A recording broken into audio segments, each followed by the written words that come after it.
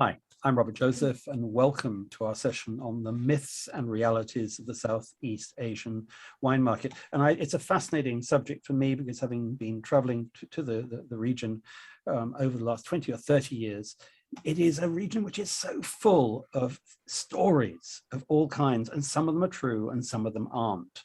And some of the most exciting stories actually are true, but then again, you get so many people who find that they're repeating stuff they've heard that actually doesn't have any founding reality. So we're very lucky today to have three speakers who actually live and work, well, so two of them live and work in the region. The other one has very close ties with the region and has people in the region who are able to really look at the reality of what is happening. So we're going to, my first speaker today is Luli Halstead of Wine Intelligence, who started that business with her husband, Richard, in 2002, I think.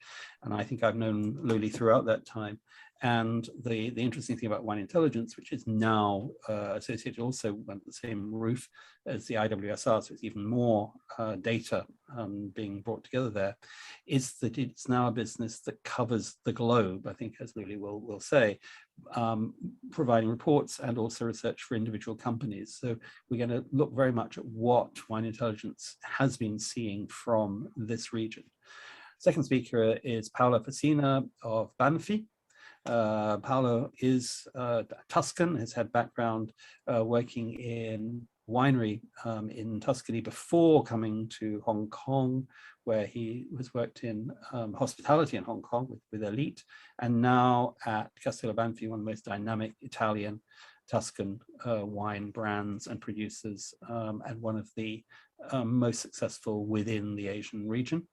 And then lastly, we have Judy Chan from Grace Wine Estates, who again I've known I think since 2001. The winery started in 1997. Judy took over at an absurd, well, I think at a very young age in her 20s. I think that was 2001, and from then that was the first, I think, major independent Chinese winery.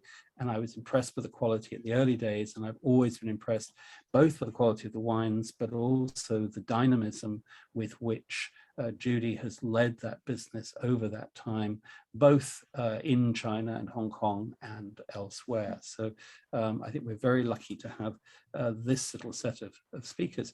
I'm going to start off actually with the first question, just to kick things off with, actually I'm going to kick off question to maybe Judy. How do you see China and Hong Kong coming out of COVID at the moment? What's the general mood there? I think China and Hong Kong are still quite different currently because the border is not open yet. So Hong Kong is still quite separate from mainland China. Within China, everything seems to be coming back to normal. People are traveling. Yes, there are cases here and there, but there's a lot of activities and people don't wear masks anymore. But Hong Kong still pretty much as a lockdown. Masks are still required, and I think business is still difficult. And in Hong Kong, rely a lot of international travelers that also hurt the business. I think that it will take some time for Hong Kong to recover. Thank you.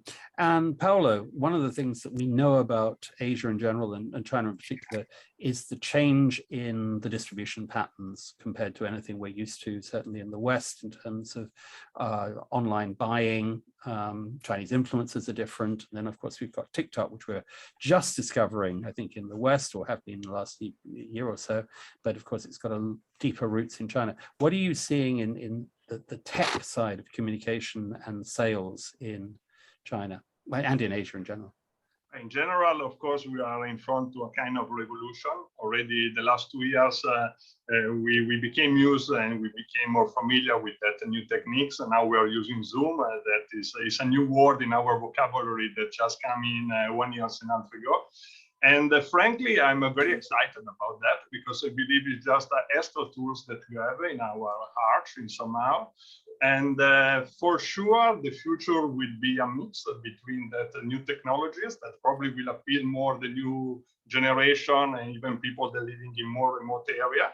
And it's a mix with the old school done by classic wine dinner, wine tasting, and personal meetings that I believe will never die in our industry.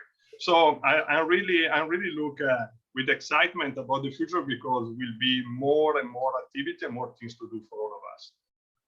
Thank you, Paolo. And Luli, without sort of going into the presentation you're about to give, one quick question: how, and a very blunt one, if you like, how important is this region to Wine Intelligence as a data gathering and analysis company, but very specifically to your clients? Have you seen more inquiries from your clients saying, look into this or that over the last year or so, or has that actually remained flat?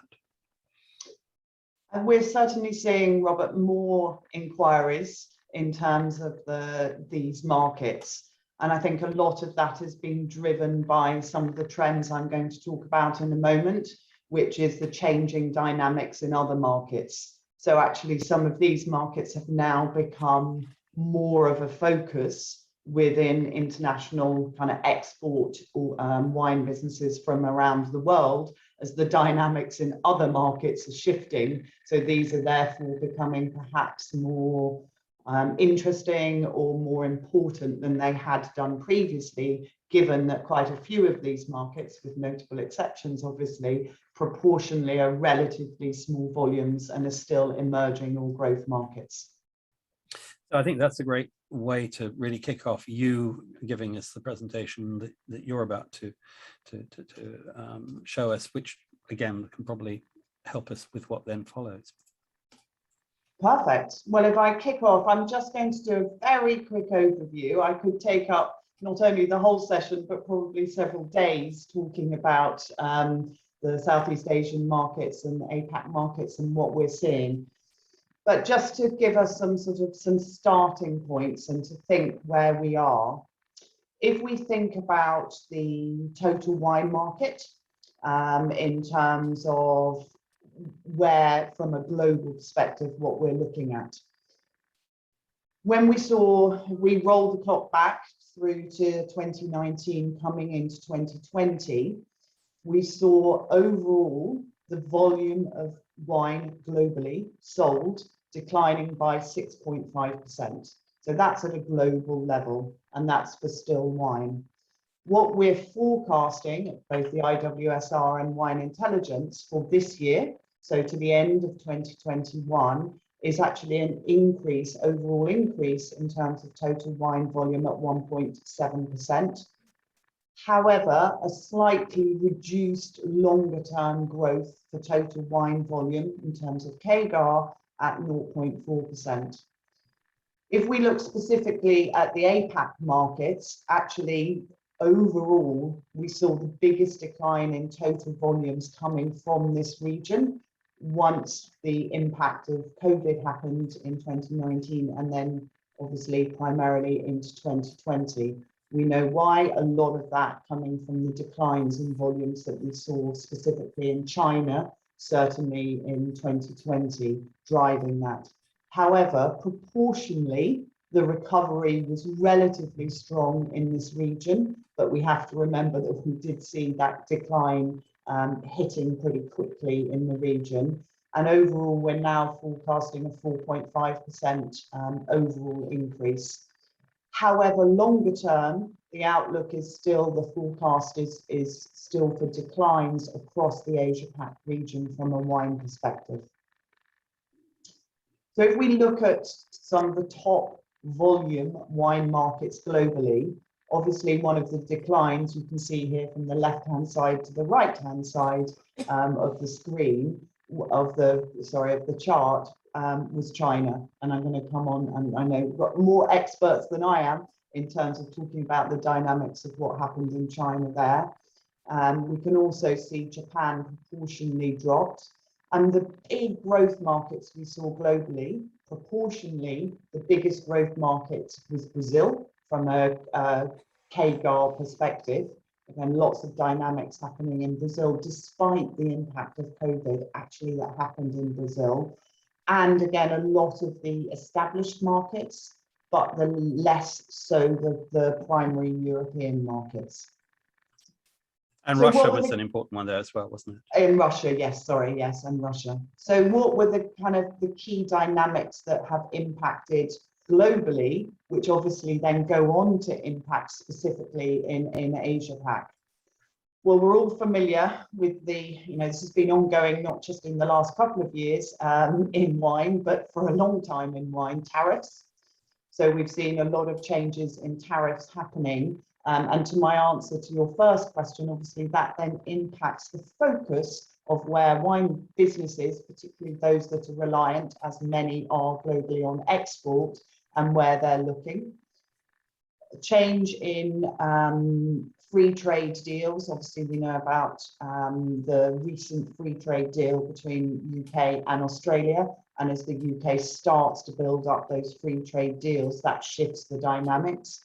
We've seen that the free trade deals having huge impacts in wine markets. We just take a country like South Korea, for example, a market like South Korea, and you can really see the influence of those free trade deals. And then obviously Brexit is very much a UK and to a certain extent European issue, but obviously that does then have an impact on the global dynamics of where wine businesses are looking to focus and what is happening in terms of pricing, which then impacts where businesses are looking to. Not surprisingly, and we all know, and I think we're all very familiar with the rise in e-commerce as a platform for wine purchasing. That growth was there pre-COVID, but significantly accelerated during COVID. I think what's really interesting is actually all the insight that we have from in IWSR terms, the 160 markets that we now work in globally. What we see from consumers is actually that they're anticipating to maintain those increased levels of online purchasing, even when restrictions are no longer with us, which we're all hoping for and looking forward to. So what consumers have done is actually learnt new habits. They've learnt new ways of purchasing and become familiar and comfortable with those new ways of purchasing. And they're saying to us, actually, we're going to carry on buying wine this way because it's convenient, it's easy, I can search for recommendations and I can search for and get good pricing. So that is something that is here to stay. Another key dynamic is cultural changes. Here we're particularly talking about ESG, so environmental, social. We've seen those impacts coming into wine. So although the proportion, for example, of organic wine globally is still at around 2.75%, and we're forecasting that that will rise to 4% by 2024. So still proportionally quite small in terms of the total wine category, but we do know consumers are much more influenced by social causes, by the environmental impact, and by the transparency of the brands and the wine companies they're working with. It's still to make major impacts from consumers. After all, we're human beings, and at the end of the day, we're looking for quality price ratio as consumers. So although it's important, it's still not significantly impacting, but we are seeing the rise in that. And then finally, we're all very familiar with global warming and the impacts that that's having in our winery regions around the world. We've seen huge floods, huge amounts of fires, huge amount of water in some areas, heat in other areas, lack of water. And that's really impacting from a viticultural point of view, and therefore impacting what wines are being grown where, and from a consumer point of view, what wines are being accessed. So finally, if we look at wine market attractiveness, this is a model we produce at Wine Intelligence every year. And we take lots of economic factors, geopolitical factors, and demographic factors. So we look at GDP, adult population, corruption index, you name it, we look at it. We also take lots of wine factors. So we look at total wine volume, per capita consumption. We look at changes over time and forecasts in terms of wine. We look at import versus domestic. all of those criteria, and we put all of that data into a model which allows us to look at which are the most attractive wine markets globally. Not surprisingly, the US this year maintains its #1 position as the most attractive wine market globally. Interestingly, South Korea maintains its #2 position. So South Korea is a really strong market when you're looking at all of those factors. You'll see the rises, those that have risen in the rankings, primarily being those kind of core European markets like the UK, Ireland, Norway, Sweden, where historically there have been more travel. So those consumers are staying domestically, and they're also not, in the case of Nordics, buying across international borders. So that's really influenced there. In terms of markets like Thailand, Vietnam, and Indonesia, for example, which rank 45, 46, and 48th place in the global rankings, those markets have declined, and we know that that's primarily because of international tourism. So that's one of the key reasons that we're not seeing that. And so there China you go, Robert. So can I just quickly look? China is not on this list. Is there a number against China? Yes, I do have, and I should have added China in. Sorry, that was an oversight from my part. And I'll come back to that when we're in the discussion. China has decreased in the rankings from its stronger position previously. And again, that's because of this, primarily because of the volume decrease. What's really interesting, Robert, if I just do a quick note on China there, from a consumer point of view, is that what we've found is that it's the long tail of consumers in China. So those that drink wine less frequently, primarily at social occasions, banquets, festivals, they're the ones that have dropped out of the wine category over the last year. Core wine drinkers, or regular wine drinkers in China, are actually consuming wine at about the same rate and the same level, even though there's been some switch. But it's that really long tail of infrequent consumers that are driving the decline in overall volumes in China. Thank you. So shall I'll stop sharing now, shall I, Robert? Stop sharing, yes, please. Back, and I'm going to pick up on your last point, because I think there is an interesting one in that. How does your last comment impact on the second, third, fourth tier cities? Because what we have been seeing in the past has been a growth in those places, not necessarily associated with banquets and gifting, but partly because this is China after all. What are you seeing in those places? So again, similar patterns, that we're seeing. Those that were regular wine drinkers are carrying on consuming wine at the same level.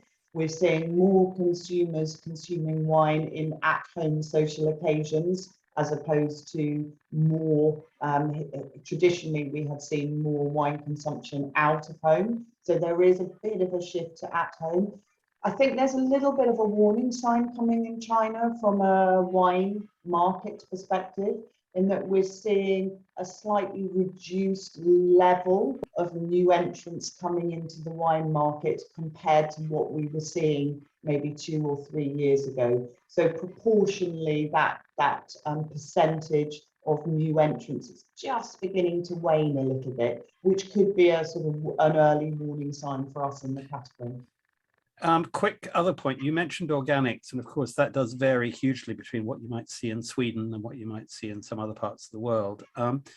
Do you have any feelings within the region we're talking about, Southeast Asia, of particular places which have the greatest potential for organic wines and sustainability, the green end of the wine scale?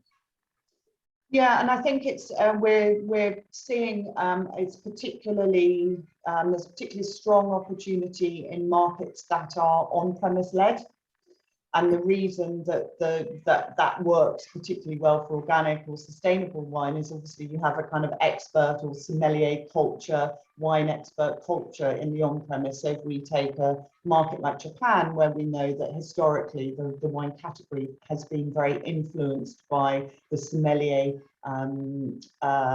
community.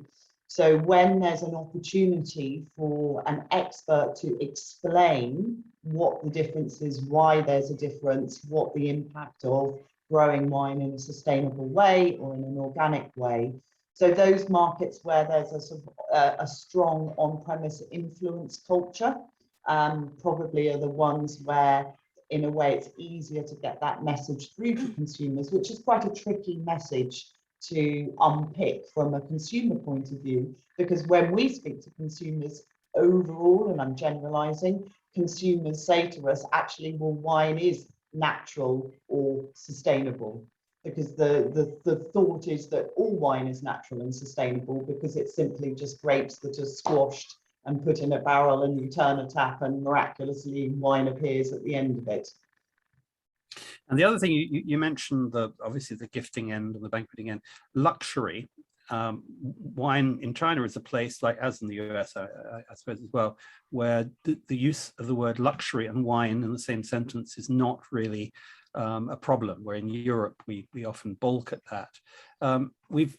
There's a figure that suggests that COVID-19 trapped $110, $111 billion of luxury spending in China, which I believe is now being unlocked. Are we seeing that in wine? Are we seeing people buying top-end wine for themselves, or are we seeing a growth in the functional end of the wine business? And the unhelpful answer, Robert, is both. So we are seeing a kind of what we call a sort of a two-track market.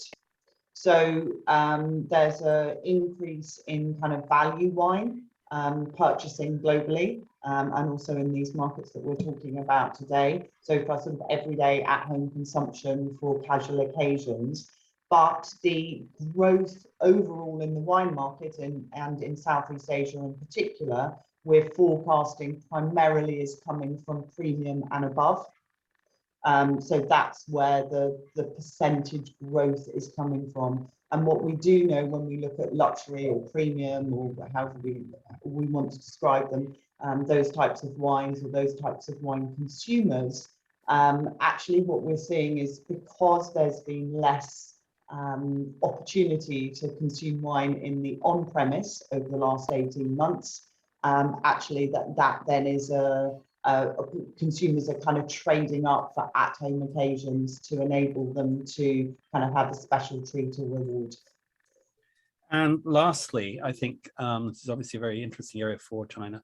Why are people buying? What drives purchasing? So you have obviously the question of scores, which we see in the West, and I think in the West there's a lot of discussion of saying that the scores don't work anymore, which I think is very questionable as a statement, but it's one that's made quite often.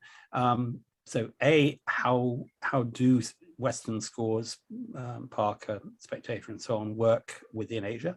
But secondly, and maybe more importantly, local influences, because they can be hugely powerful, and they're not the same as the sort of influences we have in the West. What are you seeing there? Well, certainly if we take China, for example, as a market, all of our data and evidence shows that, as you say, local influencers and bloggers are significantly more important to influence choice of wine in China than they are in, for example, the USA. So there's a real difference. However, having said that, traditional, what one might call traditional sources, so family, friend, colleague recommendation, still ranks higher amongst consumers. So we, as human beings, still have that kind of trust in those in our inner circles. So we're still looking towards that, but significantly, as I say, bloggers, social media influencers, much more important proportionally in China than they are in other markets. Thank you, Lily. We'll come back to you in other parts of the conversation. Moving on to Paolo, where obviously Italy is your focus, and there are some parts of the region where Italy has always worked better than others.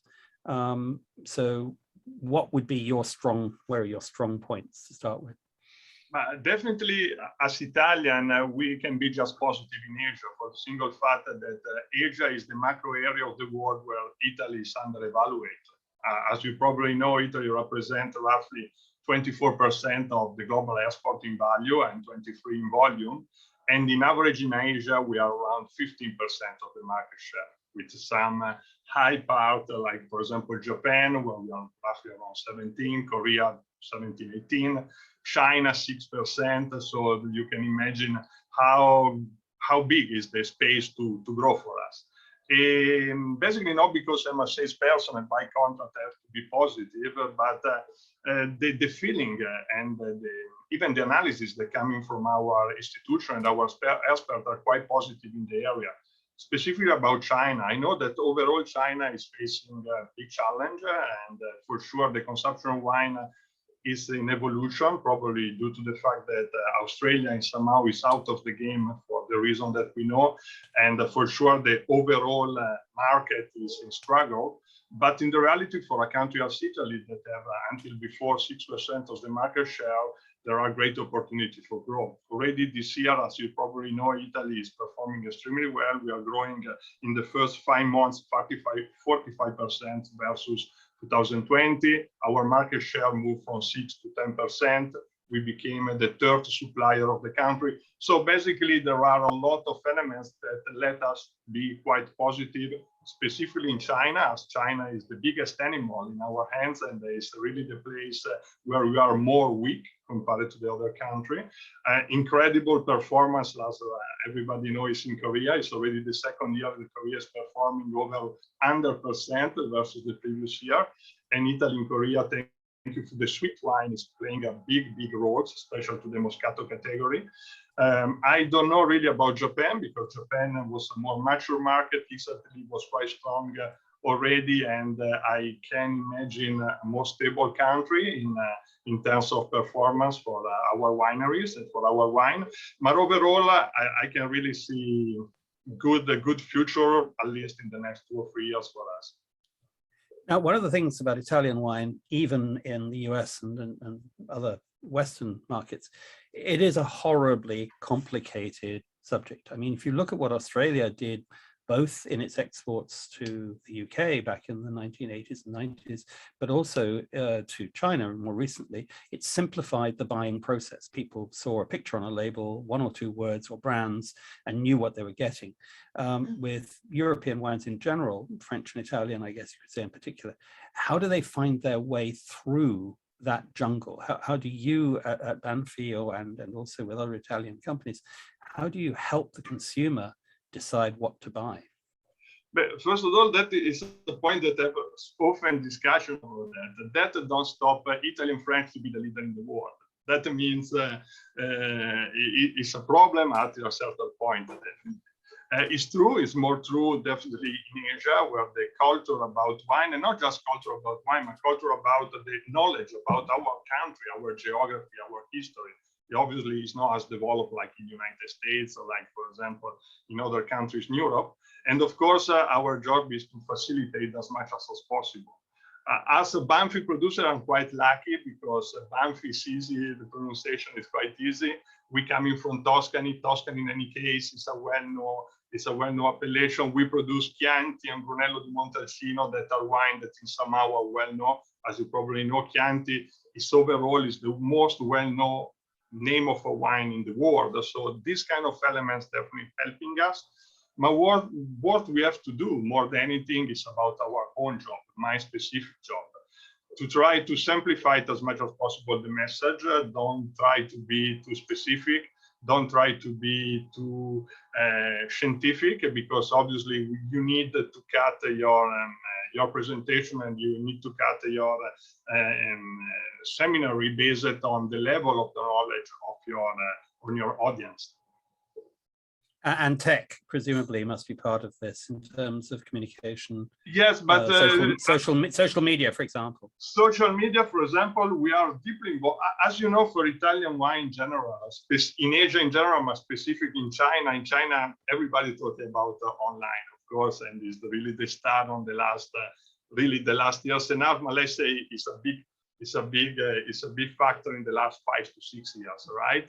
In the reality, that wasn't really involved in Italy. We did some years ago a rough analysis together with our importer, And we was able to trace no more than 4% of the Italian wine sold through the online channel, even if overall in China it's already over 20%. So, and specifically for us, the percentage of sales through the online is very little. And you can check really by yourself if you go, for example, in Tmall. Tmall, there is the counting, right, where you can see how many bottles sold. Not just for my winery, but in general for the Italian winery, really, the sales is really very small. That doesn't mean that we need to overlook online. Specifically about us, we are deeply involved with the online from at least 2016, when Jack Ma coming in Italy launched 99. And already that year was the first year that I have big meetings with my importers to focus on that channel. As I said, a lot of efforts, a lot of investment, a lot of attention. But until now, specifically for us, specifically for Italian wine, I believe that the channel is not there yet. It's interesting because we were supposed to have, I think 2020 was going to be the Italy-China year of culture, which obviously with COVID, it didn't happen in the way that one would have hoped. And I think that in terms of tourism, Italy underperforms, I think, compared to France in terms of tourists from China. So we've been talking, Luli was talking about on-trade sales in the region from tourists coming in and buying wine. But obviously, Chinese tourists coming to Europe are crucial for the building of appreciation, not just Europe, but anywhere they're going, the appreciation of wine. Is that something that you see as being a focus in the future for Italy? For sure. I have to say that specifically about our own activity, we are very involved to organize incoming activities, because as you know, the best ambassador are the people that are able to visit our area and our country. I don't have the specific figure about how many people going in France versus how many people going in Italy, but I saw some couple of years ago a research about the aspiration destination for Chinese. And for example, you know that one of the main factors to travel, one of the most exclusive, let's say, is about wedding. So Italy was one of the first aspirational destination for wedding for Chinese. And plus, there is even a lot of cultural link between Italy and China. I say two stupid names if you want, stupid in the sense that are so basic and so well known, that is Marco Polo and Matteo Ricci. All elements that in somehow are well known and studied in the school in China. All these kind of elements for sure create legacy with the country. It's quite a surprise as wine producer and a wine area manager to see let's say the weakness of the wine versus the other main business of Italy in China. For example, fashion is extremely strong, and talking about food in general, we are performing very well. And wine is not there yet. So the cars, for example, everything this aspirational is linked with Italy, except wine, and we need to work on it. For sure, the fact that we are strong in that kind of aspirational sectors, fashion, cars, everything that in somehow is linked with dream and the passion, for sure is an element that we have to use more to revamp our position in the market. Thank you, Paolo. We'll come back to you again in a minute, but Judy, I think I'm going to ask you one key question to start with. Are you on TikTok? I personally not. I know it's super popular. I just can't stand it. But I mean, I thank you for the straight answer, but within Grace as a wine, do you see TikTok as being relevant to premium, super premium wine businesses like yours in China? I think at the moment, not yet.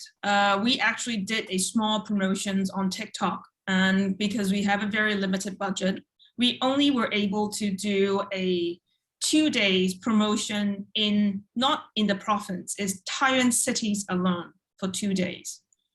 And it's cost us like 50,000 euro just for that 2 day promotions. So online promotion is extremely important.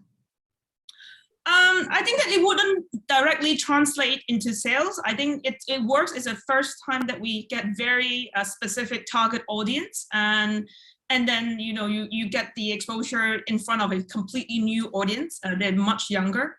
And the reason why I think that TikTok for the time being may not be the channel for premium wine is because the age group is still younger, or they go to the extreme that they are much older, like middle-aged women, also not necessarily the clientele for the time being. So technology are quite specific. Different people use very different channels to receive information. Thank you. Now, one of the interesting things is when we first met, whenever it was, wine was just really beginning to penetrate in China.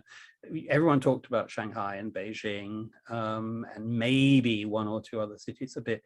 The thing that the online companies, obviously Tmall and Tencent and so on, have brought in has been national communication and national distribution. So people throughout the country can order wine and buy it and get it delivered very, very quickly.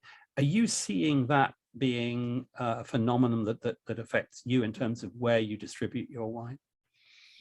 Actually, not quite. Yes, it's the logistic in China is very developed. In major cities, it's basically within 2 days your wine can deliver. So it's very convenient. But looking at our online numbers, our biggest order still come from the major cities, Shanghai, Beijing, Guangdong. Those places are not really necessarily come from third, fourth tier cities. I think that we often overlook the mama and papa shop are still super popular. And that's one interesting thing about China, is that it's a huge long tail. It may not work like Shanghai, Beijing now are very into natural wine. And it's not the case for third, fourth tier cities. So I think it's a huge discrepancy between these places. I have to say that natural wine is very popular in Brooklyn and New York. It's not necessarily doing quite as well in downtown Denver either. So I think there are some parallels there.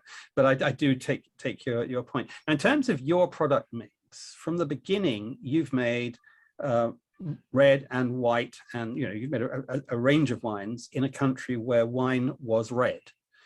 It was very hard to sell certainly premium non-red wine in China in the past. How are you seeing that, and including sparkling, and we've just been hearing from Paolo about Moscato in other parts of the region. How are you seeing trends of drinking within China? We actually also make sparkling wine. Yeah, that's kind of why I asked the question. Yeah, so I think that one of the things that I noticed or realized is that as a new brand, as a developing wine market, we have to approach it very differently than more mature market or more established brand. And meaning so that I think wine is a very emotional product. How do you strike a chord and resonate with your consumer, especially when the information are coming from everywhere? They're not necessarily coming from one source. They get the information very differently. So basically, our strategy is really to find the wine occupied a price range, and then use that wine to talk to consumer and make sense for that particular group, and then find the right channel. So I see the market very differently than when we discuss. Yes, it's still predominantly red driven.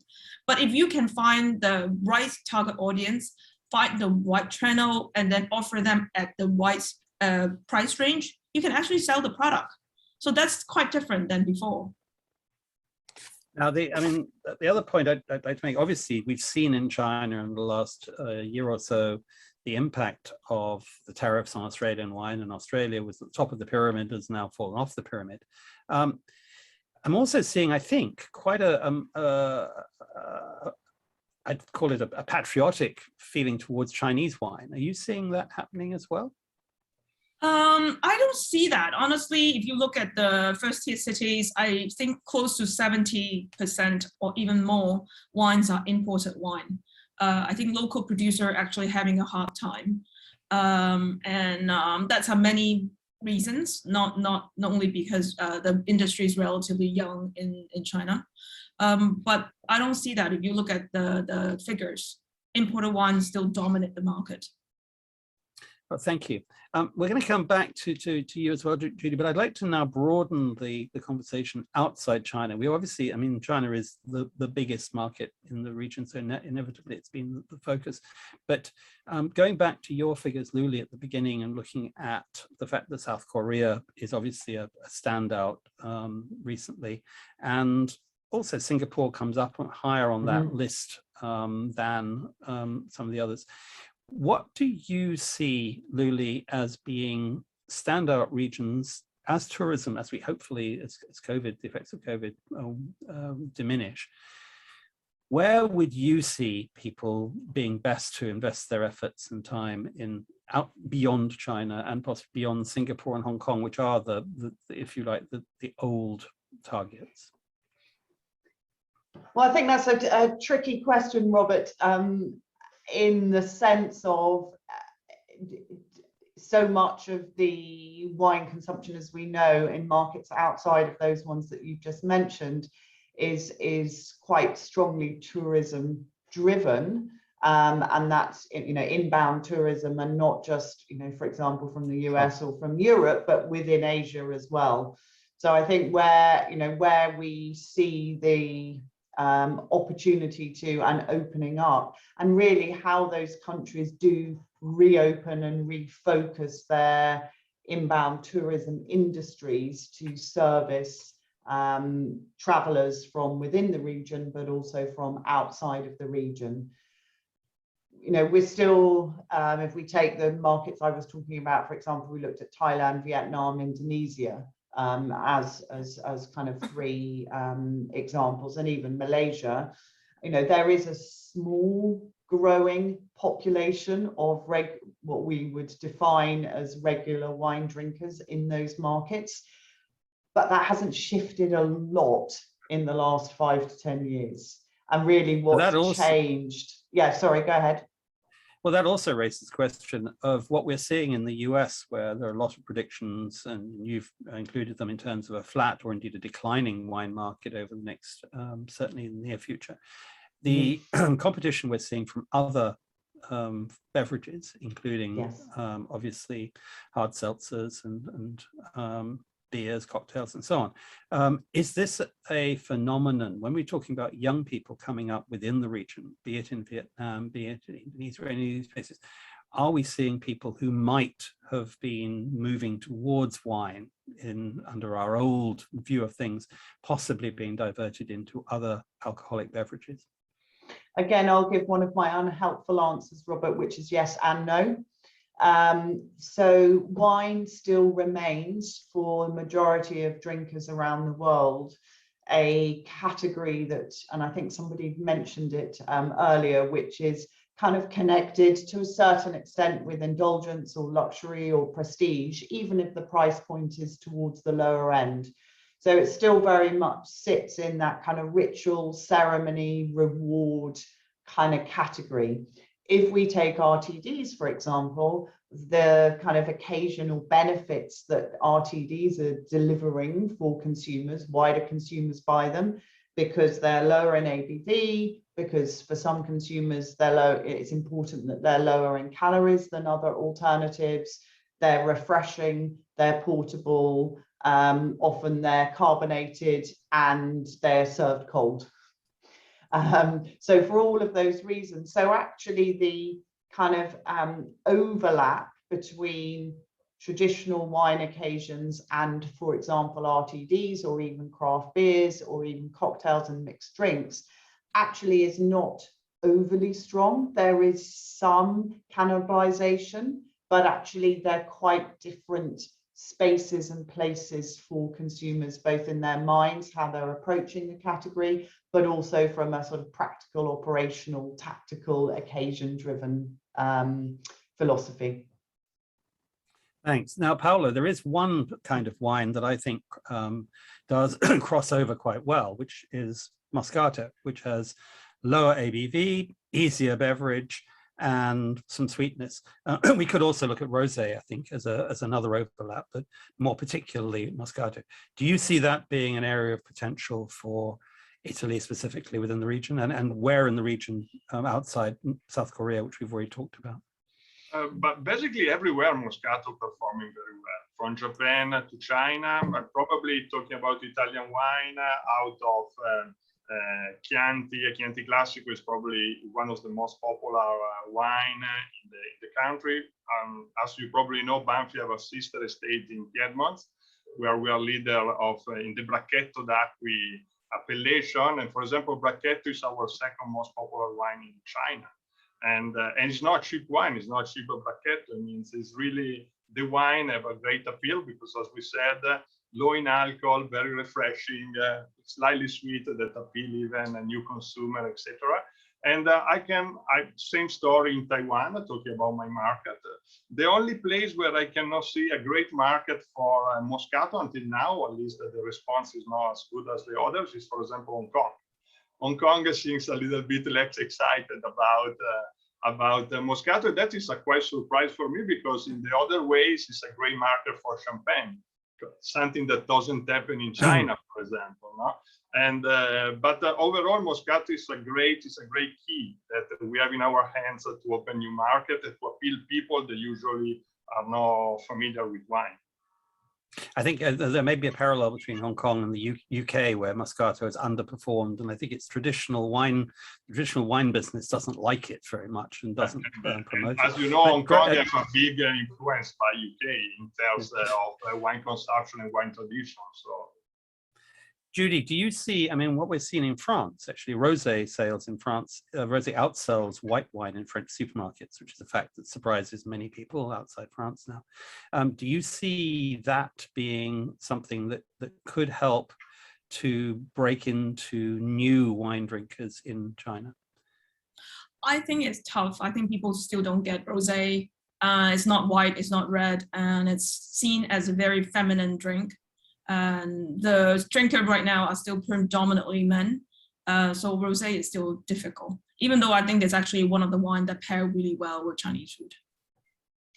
And then that also moves us into picking up on what Paolo was saying about Moscato and Luli about low ABV. How do all three of you see the future of low and no alcohol? And I think those are two separate categories as far as I'm concerned, but those two categories within the Southeast Asia region. Luli, go back to you to start with. Yeah, well, you know, if we think proportionally, traditional wine is lower ABV compared with you know, Cognac. Yeah, exactly. Or I was actually thinking of sake and Baijiu. Yeah, exactly. So proportionally, wine is already delivering that kind of lower alcohol to a certain extent. Obviously, quite a lot of the markets we're talking about are also quite strong beer markets, where, you know, wine is ahead of that. What we're seeing globally from a low and no perspective is actually that currently other categories outside of wine are actually servicing that need or that desire from consumers for low or no better currently than traditional wine. And when we talk to consumers, they say to us, well, if I want lower or no, or I want to moderate, there are plenty of alternatives beyond low and no wine. Which is not to say, to your point, Paolo, sorry, about Moscato being naturally lower. I think that that still has benefits. So I'm not saying no to that. Judy, I'm picking up from you that it's too early really to be looking at these categories in China. Am I right? You know, as a whole, you know, baijiu has dropped 47%, beer has dropped 33% in China. So people are staying away from what perceived as unhealthy drink. But I think RTD is still way too early for China. We don't find the occasion to drink. It's like when I talk to people as well, and they would say that I might as well not drink. We don't have barbecue, we don't have football game. And when you're gonna drink a RTD? So I think that's a difficult thing for China at the moment. And if I moved in a spinning cone and said, Judy, would you like to take the alcohol out of your wine and promote a non-alcoholic wine, as our mutual friends Torres, for example, have done with their wines? Do you think that's a potential area for China at the moment? I think at the moment, no. I once offered my colleagues, you know, those kind of pills that you take if you're gonna go on a heavy night, and he asked me why. I said, this is to prevent you having hangover. He said, I drink to get the hangover. Why do I take the pills? So I guess probably not. Oh, well, thanks for that. And Paolo, I think we've kind of looked at that, but I didn't ask you about the sort of the low alcohol or de-alkalized table wines for getting Moscato. Do you see that as a potential for frankly speaking, I cannot see at the moment. Probably in some more mature market, like European market or also US, but in Asia, even for me, there are some limits. Except it's actually natural wine with naturally low alcohol, like in the case of Moscato or Brachetto, but because they have appellations that are recognized with that characteristic.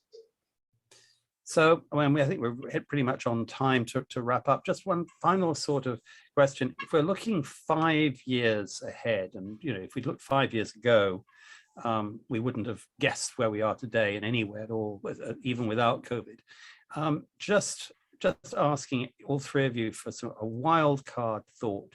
Where do you think the Southeast Pacific region might be? What might be the thing we will be sitting around this table, this virtual table, talking about in 5 years' time? Luli. I think building on Judy's point of, you know, rosé not yet being kind of seen in or having the strong opportunity in China, but I do predict that if we roll the clock 5 years forward, possibly 10, Robert, we will be seeing rosé much more in that region, as we've seen it really beginning to dominate and take off, and also sparkling wine as well. I agree with you on that. I would agree on Judy? sparkling wine. I will agree on sparkling wine. I actually think that sparkling wine would probably be quite popular in Asia, including Southeast Asia. And Paolo. About myself, I believe that we will see more medium range wine, because one of the problems, or typical is not a problem, but it's typical from the new market, is the fact that the market is quite polarized, you know? Super premium and entry level. And then it's not a healthy marketing somehow, because there is what is missing is really the medium range that is the core business in all the more mature markets. So I strongly believe, or I strongly believe, as Italian, I hope, being a leader probably in that category, that we will find more wine with good value for money and in the medium range. I think, Paolo, that talk about polarization is not just, I think that's happening throughout the world at the moment. So that's a whole other conversation that we could have. Can I thank all three of you? We've started a lot of conversations between ourselves that we could continue. And I hope the people watching and listening will be able to do that as well. So thank you all in your different places of the world. London, Shanghai, and Hong Kong for all three of you. And Judy, you're in quarantine at the moment, so I wish you as happy a time as you can have in a hotel in Shanghai where they're not giving you great food and you've got no wine. So I wish you very well there. See you all soon, I hope. Thank you. Thank you. Thank you very much, everybody. Thank you, Robert.